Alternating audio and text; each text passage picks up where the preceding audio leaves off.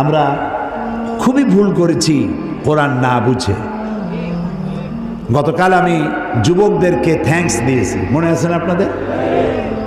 যুবকরা আমাদের প্রাণ শক্তি। যুবকরা যদি এগিয়ে আসে, কোরআন বোঝার কম্পিটিশনে যদি এগিয়ে আসে, কতই না ভালো হবে যদি তারা কোরআন পড়তে শেখে এবং কোরআন বোঝে। তাহলে তারা কোরআনের দিকে আকৃষ্ট হবে এবং কোরআনকেই জীবনের একমাত্র পাথর হিসেবে গ্রহণ করবে। সে কথাগুলি আমি সামনে গিয়ে বলবো। তো আল্লাহ তাআলা বলছেন যে এই কোরআনের মধ্যে শুধু নামাজ রোজা হজ যাকাত না, আমি গতকাল বলছিলাম মনে আছে আপনাদের, যে শুধু নামাজ রোজা হজ যাকাত হইলে শুধুমাত্র 1 পারা বা 2 পারা কোরআন শরীফ নাজিল করলেই হইতো, 30 পারা নাজিল হইল কেন? এই কথা তো মাথার মধ্যে ঢোকা উচিত আমাদের। যেহেতু চিন্তা করি না তাই মাথার মধ্যে ঢোকে না, চিন্তা করলে তবে না ঢুকবে। এখন দেখুন আল্লাহ তাআলা বলছেন আমি আমার নবীকে ওহীর মাধ্যমে মুসা, নূহ, ইব্রাহিম, আদম প্রাগৈতিহাসিক ঘটনাবলী আমি এর দ্বারা জানাইছি কোরআন দিয়ে। রাসূল তো সেখানে উপস্থিত ছিলেন না।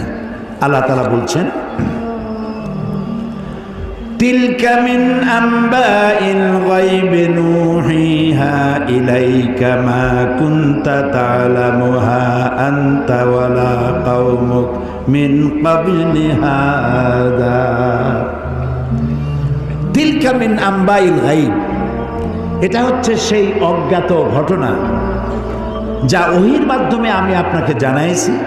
তা না হলে আপনি এবং আপনার কওম, আপনার জাতি এই সম্পর্কে কিছুই জানতো না। না ইব্রাহিমের ঘটনা, না নূহের ঘটনা, না মুসার ঘটনা, এগুলো কিছুই জানতেন না।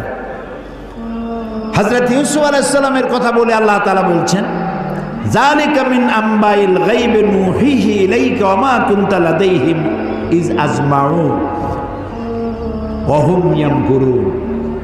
এটা হচ্ছে সেই অজ্ঞাত কাহিনী যা আমি ওহীর মাধ্যমে আপনাকে জানাইছি। অথচ তার ভাইয়েরা যখন ইউসুফ আলাইহিস সালামের বিরুদ্ধে ষড়যন্ত্র করছিল তখন আপনি তার কাছে